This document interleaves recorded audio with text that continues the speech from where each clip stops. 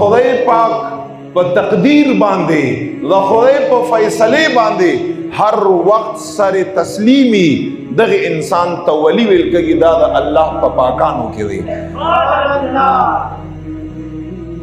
او که قرآن لرا شو نو قرآن مونږ ته تعریف داسې کړه چې قرآن څه وایي چې ولی څوک دی.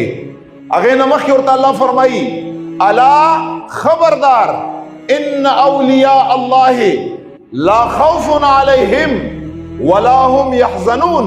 الله فرمایي خبردار د الله نیکان او پاکان او د الله نږدې خلق او د الله دوستان خلق دا هغه خلق دي لا خوف علیهم ولا هم يحزنون چې په دغه خلقو باندې با نه په آخرت کې یری او نه په آخرت کې دغه خلق غمجنی. الهی العلی فرمایي او بیا یې وروسته تعریف کړی دی خدا دې څوک